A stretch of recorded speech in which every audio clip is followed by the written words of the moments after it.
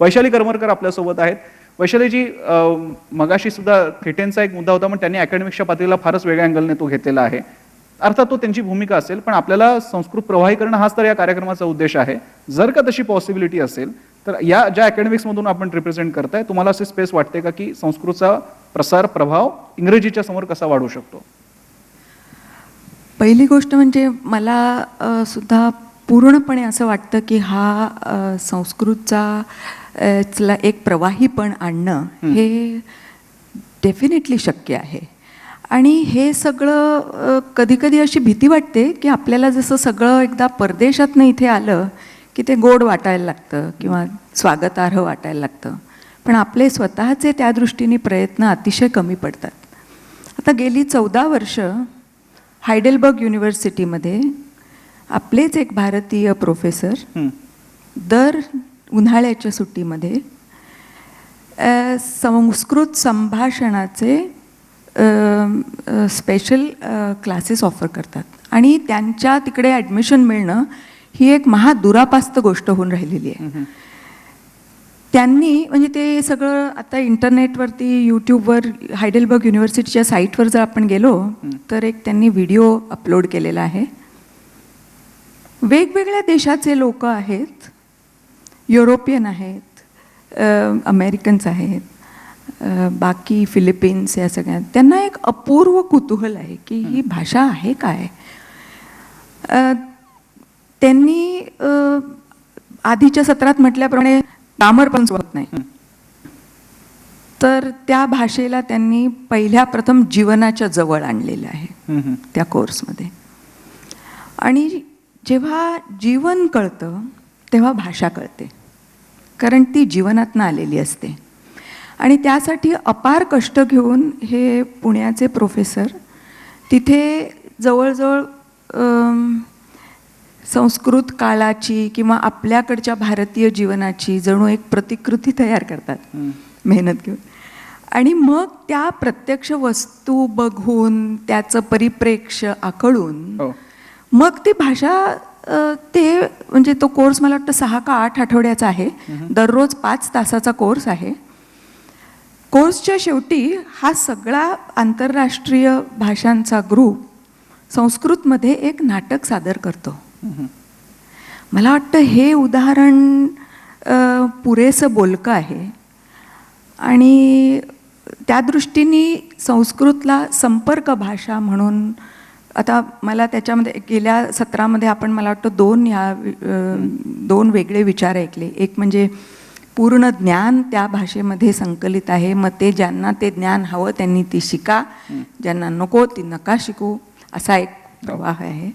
मला असं वाटतं त्याच्या पुढे जाऊन आपल्या सगळ्या भारतीय भाषा या भाषेतनं उगम पावलेल्या असल्यामुळे एक जशी आपण रोज एक व्हायटमिनची एक जीवनसत्वाची एक गोळी घेतो किंवा एक तऱ्हेचं बाळाला आपण बाळगुटी घालतो, एक भरण पोषण जे संस्कारांचं घैसा साहेब आत्ता जे म्हणाले ते विचारांचं व्हावं लागतं, ते होण्यापुरतं संस्कृत शिकलं तर काय हरकत आहे. अर्थात त्याचा जीवनाशी संबंध जुळवून देणं खूप महत्त्वाचं.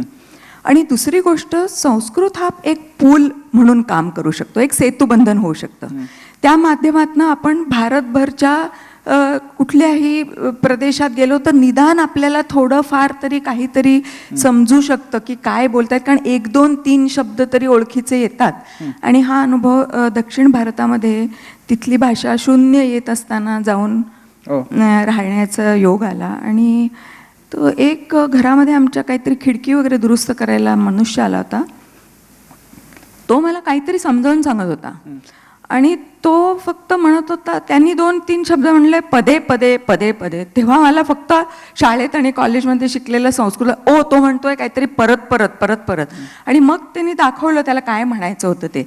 तेव्हा ही भाषा जर अशा तऱ्हेने आपण संवर्धित केली तर त्याचा पूर्ण भारताला एक सूत्रात बांधण्यासाठी उपयोग होऊ शकतो का, हा जरूर विचार करण्यासारखा मुद्दा आहे. बरं, दुसरं असं आहे की इंग्रज यायच्या आधी पूर्ण भारत एकमेकांशी कसा बोलत होता हा सुद्धा एक अभ्यासाचा विषय आहे. आपण पहिल्या सत्रामध्ये मॅकॉलेनचं नाव फार वेळा ऐकलं. आणि त्यांनी जे काही बोललेलं आहे ते आपण सगळ्यांनी अनेक वेळा इंटरनेटवर वाचलं. त्यांनी आपल्या सगळ्यांना खूप पित्त चढतं, ते सगळं वाईट वाटतं. परंतु आपण एक विसरतो की मेकॉलेंना हे शब्द बोलण्याच्या आधी बरंच काहीतरी घडलेलं होतं ब्रिटिश ॲडमिनिस्ट्रेशनकडनं. म्हणजे हे त्यांचे उद्गार आहेत 1835 सालचे. त्याआधी जवळजवळ 1700च्या पुढे 1700 ते 1820 या कालखंडामध्ये ब्रिटिश कंपनी सरकारने खूप ब्रिटिश ॲडमिनिस्ट्रेटर्स पूर्ण भारतभर पाठवलेले होते. आणि त्यांनी आधी सांगितलं होतं की पहिला आधी तुम्ही जरा सगळा सर्वे करा की ही मंडळी शिकतात कशी, ही इतकी वर्ष अशी कशी बाबा नांदली, आणि ह्यांचं काय विचार काय आहे, ह्या लोकांचे मुख्य संस्कार कसे आहेत. तर त्या कलेक्टर लोकांनी पूर्ण, आणि हा पूर्ण भारतात अक्षरशः भारत पिंजून काढला. ते ज्या प्रदेशात राहत होते त्या भागातली त्यांनी शाळेची गणसंख्या, तेथे अटेंड करणारे विद्यार्थी किती होते, त्यांना शिकवणारे गुरुजन कोण होते, तिथे कुठले विषय शिकवले जायचे, कसे शिकवले जायचे, ह्या सगळ्याचं उत्तम टॅब्युलर फॉर्ममध्ये पूर्ण तऱ्हेने रिपोर्ट्स तयार केले. ते रिपोर्ट्स ज्या वेळेला ब्रिटिश सरकारकडे पोचले तेव्हा त्यातनं काही अतिशय धक्कादायक बाबी उघडकीला आल्या. त्यातल्या मी 2च बाबींचा उल्लेख करते. एक म्हणजे तत्कालीन इंग्लंडमध्ये लोकसंख्येच्या सरासरीनुसार असणाऱ्या शाळांची संख्या आणि भारताच्या अगडव्याळ विस्तारानुसार आणि लोकसंख्येनुसार असणाऱ्या शाळांची संख्या आणि शाळेत शिकणाऱ्या विद्यार्थ्यांची संख्या ही इंग्लंडपेक्षा कितीतरी पटीने मोठी होती. नंबर 1.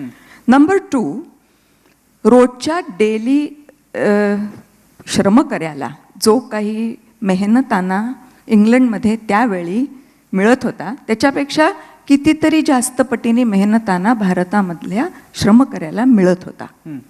आता हे सगळे रिपोर्ट्स पुढे येणं आणि त्यातनं काहीतरी ह्या आता खंडावर सत्ता करणं हे अतिशय अडचणीची गोष्ट होती.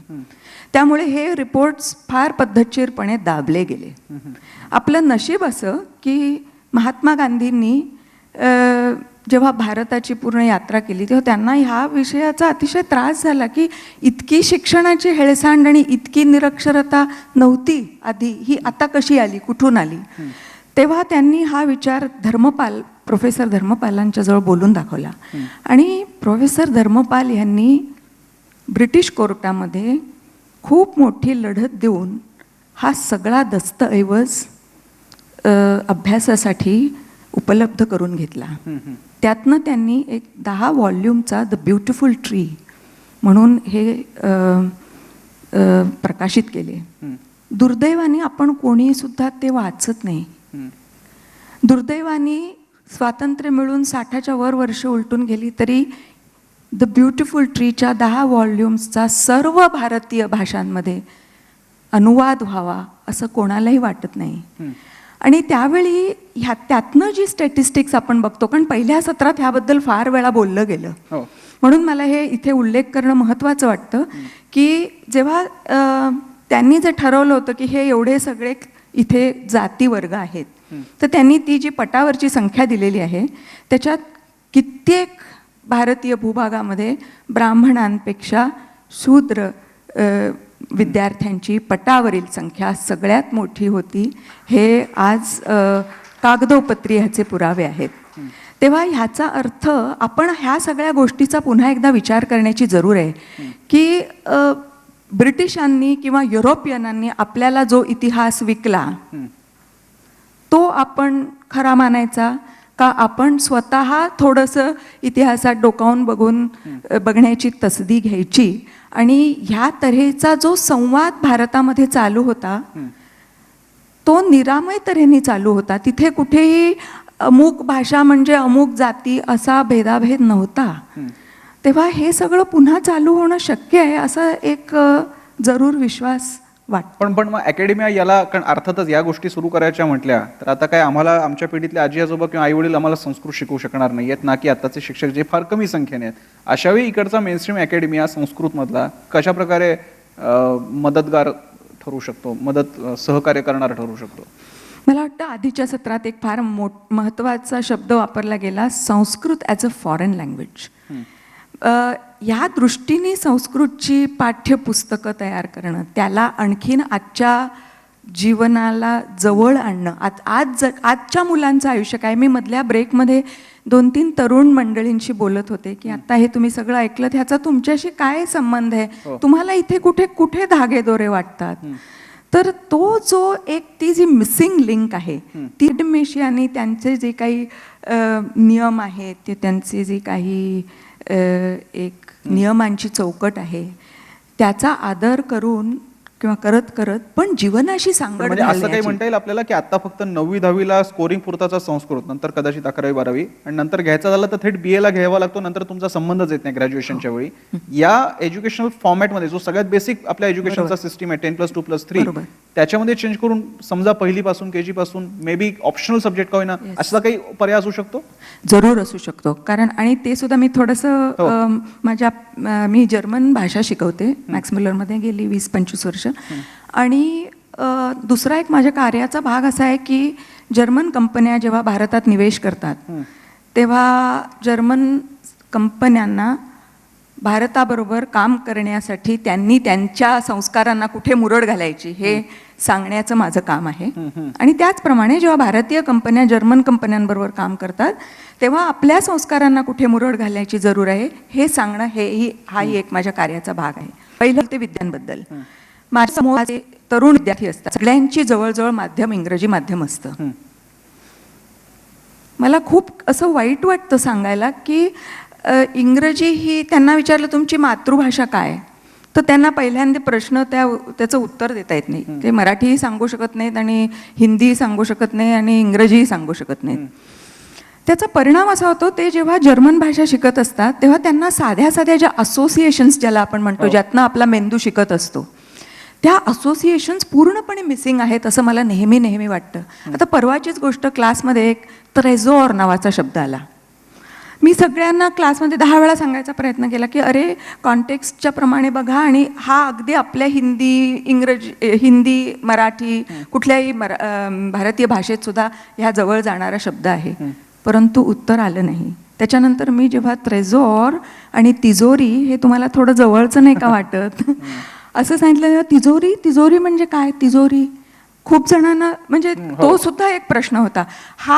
ही जी लिंक आहे ना, ही जी आम्हाला संस्कृत शिकल्यामुळे जर्मन शिकताना कुठेही अडचण आली नाही. माझं माध्यम मराठी माध्यमातनं मी शिकले आहे, म्हणून मला काही जर्मन शिकताना कुठलाही उलट उपयोगच झाला.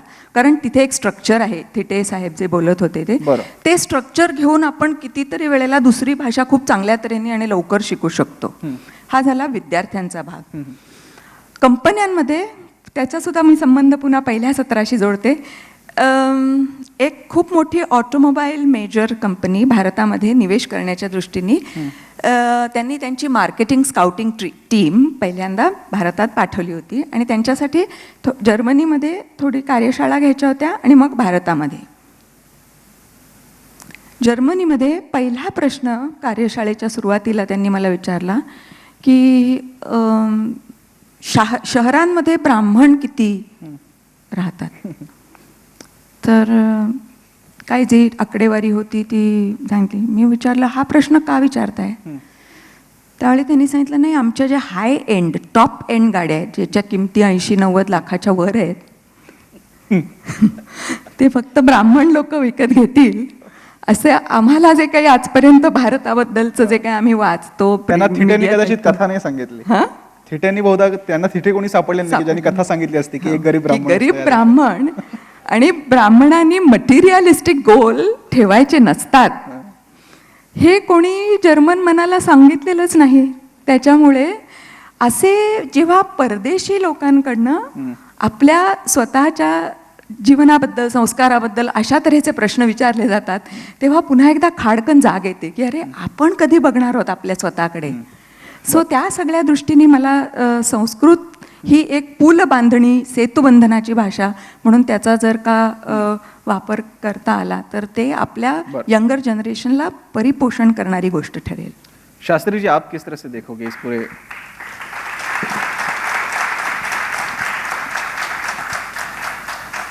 सबसे पहले खास करके हमें इस बात पे खास करके हमें ध्यान रखना है कि हमें इंग्लिश की जो संभावनाएं सामने खड़ी है, हमारे सारे क्षेत्रों में इंग्लिश का इस्तेमाल हो रहा है, उसके सामने हमें संस्कृत को खड़ी करना है। क्या आपको ऐसी कोई जगह लग रही है, क्या आपको ऐसा कोई स्पेस दिखता है कि जिसकी वजह से हम संस्कृत सबसे पहले तो भारतीय भाषाओं के सामने और उसके आगे जाके भारत की संस्कृत भाषा दुनिया के सामने? सबसे पहले तो मैं संवर्धन प्रतिष्ठान के सभी अधिकारियों का धन्यवाद करता हूं, और ये जो सत्र चल रहा है, परिसंवाद संवाद चल रहा है, मैं प्रातःकाल के सत्र में भी सुन रहा था। संस्कृत भाषा संसार के अंदर से, पूरे इतिहास से मैं बताना चाहता हूं, न मरी है न मरेगी। हम उसको पढ़ें चाहे न पढ़ें। दुनिया के भाषाओं का जितना भी लिटरेचर लिखा गया है, लिखा जा रहा है, उनमें आज भी सर्वाधिक, सबसे ज्यादा साहित्य लिटरेचर यदि किसी भाषा का है तो वो संस्कृत का। और मित्रों, ये बात मैं नहीं कहता हूं, ये बात दुनिया के सब स्कॉलर्स कहते हैं, सब विद्वान कहते हैं। मैं प्रातःकाल से सुन रहा हूं, मेरे दिमाग में कुछ बातें आ रही हैं। वो बातें यदि हम निकाल दें तो संस्कृत लैंग्वेज सार्वजनिक है, यूनिवर्सल लैंग्वेज है। एक दो मैं उदाहरण देना चाहता हूं। भारत में बहुत सारी भाषाएं हैं, बहुत सारी बोलियां हैं। हिंदी में भी देखो आप, खड़ी बोली, अवधी बोली और पता नहीं कितनी बोलियां। मथुरा साइड चले जाएंगे तो उसकी भाषा अलग है, और उधर जौनपुर लखनऊ साइड में चले जाएंगे तो वहां की जो बोली है वो अलग है। एक हिंदी भाषा के ही कितनी ब्रांचेज खुलती चली जा रही है। लेकिन संस्कृत भाषा को हम कैसे पॉपुलर बनाएं, कैसे इसको पूरा सार्वजनिक, पूरे देश की नहीं पूरे विश्व की भाषा बना सकते हैं, और वो बनी हुई है। उसके लिए जैसे सूर्य के सामने दीपक दिखाने की क्या आवश्यकता है। दो चार बातें मैं कहना चाहता हूं।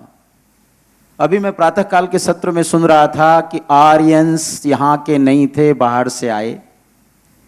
जो इतिहासकारों ने लिख दिया है, दो चार लोगों ने, हम और आप बस उसी को प्रमाण मान लेते हैं। उसके अतिरिक्त हमारी बुद्धि का हम प्रयोग नहीं करते हैं। कभी हमने ये नहीं सोचा कि आर्य कौन है। कुछ उसको हमने जाति के साथ जोड़ दिया कि कोई पर्टिकुलर आदमी होगा या कुछ लोग होते होंगे, उनको हम आर्यंस या एरियंस कहते होंगे। मित्रों, ये बात कोरी कल्पना है, गलत है। ये आर्य शब्द जो है वो संसार के इतिहास में, भाषाओं के इतिहास में जितना प्रांजल, जितना सुंदर, जितना अच्छा बढ़िया शब्द किसी भी भाषा में यदि कोई है तो वो आर्य शब्द है। लेकिन आप उसको जाति से मत जोड़िए, वो एक गुणवाचक शब्द है। तो आर्य का मतलब क्या है? बहुत सारे वेदों के जो भाष्यकार हुए, हम लोग तो पढ़ते ही नहीं ना, हमें यही नहीं पता वेद कितने हैं, उपनिषद कितने हैं, ब्राह्मण ग्रंथ कितने हैं, आरण्यक। बस केवल हमने इतना जान लिया कि संस्कृत भाषा केवल ब्राह्मणों की भाषा है, बस उसको वर्ग विशेष के साथ जोड़ दिया। और जब से भारत के अंदर ये चल रहा, मैं देख रहा हूं, तब से पूरा डिवीजन बनता चला जा रहा है। जब तक आप ये नहीं कहेंगे कि ये भाषा दुनिया में सबके लिए, चाहे वो ब्राह्मण हो, चाहे वो क्षत्रिय हो, चाहे वैश्य हो, चाहे शूद्र हो, कोई भी क्यों ना। आप प्रातःकाल के सत्र में सुन रहा था, मुझे बड़ा अच्छा लगा, कुछ व्यक्ति कह रहे थे कि ये बात हमको तोड़नी होगी। मैं आपको एक उदाहरण देता हूं। क्या दुनिया में जितने भी मानव इंसान रहते हैं, उनको ये नहीं चाहिए कि वो सब सोचते हैं, और आज जो मॉडर्न ये युग चल रहा है उसमें हम सब सोच रहे हैं कि हमारी जो बच्चे हैं वो कहां जा रहे हैं। कोई एमबीबीएस कर रहा है, एमबीए कर रहा है, बीटेक कर रहा है, ये कर रहा है, ठीक है, ब्रांचेस हैं, नॉलेज अनंत है, शास्त्र। कोई व्यक्ति ये कहे कि मैंने इतनी बड़ी डिग्री ले ली और मैं उस भाषा का, मैं उस ज्ञान का एक्सपर्ट बन गया, तो मैं तो नहीं मानता उस चीज को। मात्र हम टेक्नोलॉजी की बात करके, और हम चाहते हैं दुनिया में मानवता का हम प्रचार और प्रसार करें, ह्यूमैनिटी को फैलाएं, मैं समझता हूं ये बात संभव नहीं है। मैं दिल्ली में रहता हूं। आप एक घटना पढ़ी मैंने, एक बीटेक किया हुआ विद्यार्थी, उसने सुसाइड कर लिया। तो उसका कारण मैंने अगले दिन पेपर में आया कि कारण बस केवल इतना ही था कि जिस कंपनी में वो 2 साल से नौकरी कर रहा था, अभी शुरू शुरू में तो लगा ही है, उसको केवल मात्र 25,000 रुपए मिलते थे, उसमें उसके खर्चे पूरे नहीं होते थे, इसलिए उसने सुसाइड कर लिया। अब आप ये बताइए, क्या ज्ञान यही है? उसने अभी कुछ भी नहीं देखा, अभी तो वो निकला हुआ है, अभी ग्रेजुएट बन करके आया है, उसका अभी कोई एक्सपीरियंस नहीं, कुछ नहीं है। उसने कभी ये नहीं सोचा कि मैं क्या कर रहा हूं, मुझे तो अभी बहुत सारा जीवन मेरा पड़ा हुआ है। आज 25 है, कल 50 भी होंगे, लाख भी होंगे, 2 लाख भी होंगे, जैसा जैसा मेरा अनुभव एक्सपीरियंस बढ़ता चला जाए। मित्रों, मैं ये बात इसलिए कहना चाहता हूं कि भारत की जो कल्चर है, वैदिक जो कल्चर है, उसको हम यदि छोड़ देंगे तो भारत अपनी अस्मिता खो दे। कन्वोकेशन, मैं 2-4 बातें कहना चाहता हूं। आज भी यूनिवर्सिटीज में जब कन्वोकेशन होता है तो वहां पर उपनिषदों के वाक्य बुलवाए जाते हैं, जो बुलवाना चाहते हो बुलवाते हैं। सत्यम वद, ऑलवेज स्पीक द ट्रूथ। अब बताओ, दुनिया का कोई भी इंसान इसका निषेध कर सकता है? अमेरिका वाले कह सकते हैं कि नहीं झूठ बोलना चाहिए, जर्मन वाले कह सकते हैं कि झूठ बोलना चाहिए। ये जो ऋषियों ने वाक्य लिखे हैं, ये केवल व्यक्ति विशेष, वर्ग विशेष के लिए नहीं लिखे हैं, पूरे दुनिया को ध्यान में रखते हुए पूरी मानवता की भलाई किसमें हो सकती है, उसके लिए ये उपनिषद के वाक्य पढ़ें। सत्यम वद धर्मम चर। लेकिन शास्त्री जी, ये सब सारे वाक्य, ये सारी बुद्धिमत्ता जो हमें वेदों, पुराणों, ब्राह्मणों और ऐसे ग्रंथों में जो दिखाई देती है, जो हमें मिलती है, जिस भाषा से उसका जनन हुआ है, उस भाषा का आज के वक्त में, आज के दौर में आगे उसे कैसे लेके जाए, उसके लिए आप क्या दृष्टि दोगे? मैं वही कह रहा हूं आपसे, ये बात जो कही गई है, ये मित्रों, ये वो गलत नहीं है कोई। ये बिल्कुल जो सत्य बातें हैं, ये दुनिया में हर जगह लागू हो रहे हैं। आज की दृष्टि में आप कैसे लागू करेंगे, ये तो सरकारों को सोचना है, हमको भी सोचना है। अब देखिए, कितने लोग यहां जितने भी बैठे, उनमें आप सब पढ़े लिखे स्कॉलर्स हैं, मैं देख रहा हूं कितने के बच्चे ऐसे हैं जिन्होंने संस्कृत भाषा पढ़ी है? बताइए कोई भी। लेकिन क्यों पढ़े? इसलिए पढ़े ताकि जीवन बने। दूसरी विद्याएं चाहे आप भले ही आपको रोजी रोटी दे, लेकिन आपको यदि मानवता, ह्यूमैनिटी, इंसान बनना है तो आपको संस्कृत पढ़नी पड़ेगी, उसके बिना आपका काम नहीं हो सकता। ये चीजें जो बताई, सत्यम वद धर्मम चर स्वाध्यायान मा प्रमद, एक एक सूक्ति के अंदर जीवन का मित्रों निचोड़ रखा हुआ। मैं शास्त्री जी थोडंसं आपको यहाँ पे रोकूंगा, क्योंकि भाषेचा जो तर्क ते मांडू पाहतायत, त्या तर्काने संस्कृतचं पुढे घेऊन जाणं संभव आहे का, याच्यावरती पुन्हा थोडासा मग विषय इकडे, कारण मग त्याच्या शास्त्रोक्त कारणांमुळे आपल्याला संस्कृत पुढे घेऊन जायचे की काही भावनिक कारण? मला बाळासाहेबांना विचारायचं, बाळासाहेब तुम्ही याच्यातल्या या विधानांबद्दल काय म्हणाल? ते मी मगाशी जे सुरुवात केली होती त्यामध्ये की ही भाषा देवांची भाषा झाली, म्हणजे भूतळातले देव आणि आकाशातले देव यांची असणारी भाषा झाली. यांची भाषा आता असणारा प्रयत्न चाललाय की तो असणारा लोकभाषा झाली. तर्क देत असताना की इथे असणारं संस्कृती आणि भाषा याचा संबंध आहे का, तर असं मी कुठे मानत नाही. संस्कृती ही त्या मातीतून जन्माला येते आणि तिची असणारी जी बीजं आहेत ही माझ्या अंदाजानं, मग भाषा वेगवेगळी जरी असली तरी, आता जसं शास्त्रीजींनी या ठिकाणी म्हटलं की इथं असणारं खोटं बोलू नये, ही वाक्य तुम्हाला असणारा संतांच्या वाणीमध्ये सुद्धा दिसतात. आणि ही संतांची सगळी भूमिका आपण जर बघितली तर ही विद्रोहाची भूमिका आहे. आणि ही विद्रोह कोणाच्या विरोधात आहे, तर विद्रोह हे असणारं वेदांच्या विरोधातलं असणार आहे.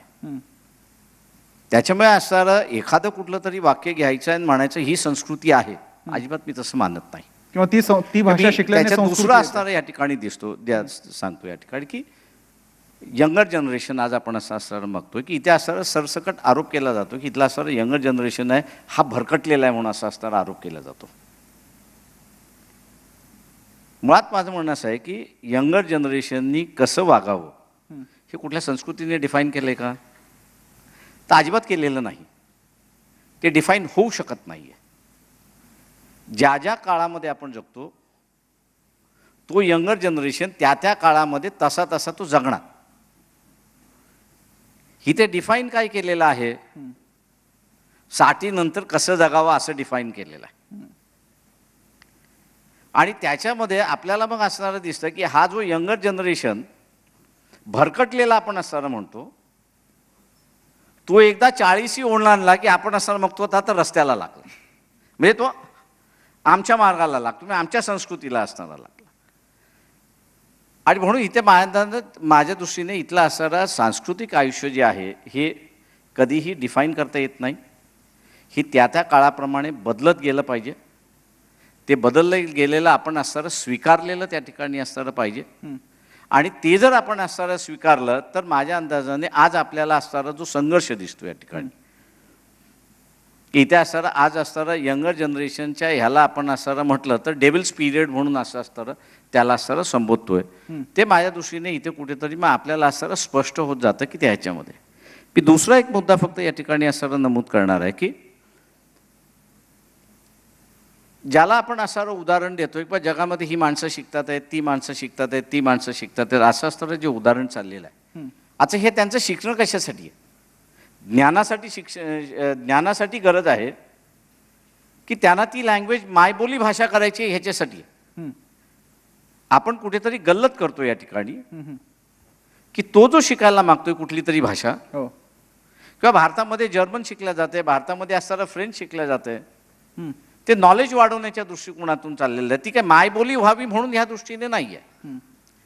त्याच्यामुळे मायबोली ही जी आहे ही मायबोलीच राहते त्या ठिकाणी. ती शिकणारा विद्यार्थी हा त्याचे असणारं त्याची मायबोली तो करत नाही, त्याचं ज्ञान वाढवण्याच्या दृष्टिकोनातून तो असणारं त्याच्यामधलं असणारं पाहतोय. दुसरं माझं सगळ्यात महत्त्वाचं की ते इथे असणारं अगोदरच्या सत्रामध्ये डॉक्टर मोरे, सदानंद मोरे यांनी असणारं जे मांडलं होतं ते माझ्या दृष्टीने अजूनही महत्त्वाचं आहे. आणि ते म्हणजे की संस्कृती बघत असताना जी काही आत्ताची पिढी, जुनी पिढी आम्हाला ज्ञानापासून वंचित ठेवलं, असं जे आहे ते अँटी फिलिंग अजूनही जिवंत ही आपण लक्षात घेतलं पाहिजे. ती संपली असं नाही. त्याच्यामुळे उद्या शाळेमध्ये पहिलीपासून आपण असणारं म्हटलं की इथलं असणारं संस्कृत, माझ्या दृष्टीने मी ज्या शाळेमध्ये होते त्या शाळेमध्ये असणारं ऑप्शन संस्कृत हाही ऑप्शन होता, किंवा माझ्या जनरेशनचे जे असणारे विद्यार्थी असेल त्यांना असणारं संस्कृत हे ऑप्शन होतंच. आणि शासनाने एक संस्कृतचा असणारा टीचर हाही ठेवला होता त्याच्यामध्ये. परंतु मला असं अजूनही वाटत नाही की माझ्या त्या असणाऱ्या 11 वर्षाच्या शाळेमध्ये कोणीतरी एकाने संस्कृत घेतला असं मला त्या ठिकाणी दिसलं नाही. म्हणून मागाशी मी जे म्हणालो की इथला असणारा काही भाषा ह्या असणाऱ्या ज्या आहेत या ज्ञानाच्या राहणार, कारण का त्याच्यामध्ये ज्ञान अजून भांडार आहे. त्याच्यामध्ये आपल्याला संस्कृत जरी येत असलं तरी आपण एक लक्षात घ्या, भारतातली असणारी जुनी मोहेंजोदारो ही जी संस्कृती आहे या संस्कृतीचं अजूनही आपल्याकडे असणारं डिसायफर झालेली नाही, ती अडकलेली आहे. आणि त्याच्यामुळे काही हिस्टॉरियन्स आता असणारा प्रश्न विचारतात त्या ठिकाणी की संस्कृत हे the mother of all language आपण असणारं म्हणत असू, तर मग आपण असणारं आतापर्यंत मोहेंजोदारो ही संस्कृती डिसायफर का करू शकलो नाही. त्याच्यामुळे मला असं वाटतं की प्रत्येक भाषेचं स्वतःचं एक महत्त्व राहिलेलं आहे त्या सगळ्या ह्याच्यामध्ये. संस्कृतचं एक महत्त्व आहे त्या ह्याच्यामध्ये, परंतु त्या संस्कृतच्या महत्त्वाला आज धरून तिला असणारा मायबोली होऊ शकेल किंवा इथला असणारा लोकांची भाषा होऊ शकेल असा जो मला वाटतं जो प्रयत्न आहे तो माझ्या अंदाजानं शक्य नाही. कारण का इथल्या अशा अनेक भाषा ज्या आहेत की ज्याच्यामध्ये रिच हेरिटेज होतं, पण बाळासाहेब शब्दांचं होतं आणि इतिहासांचं होतं, त्याही लयास गेलेले आपण पाहिलेले. पण बाळासाहेब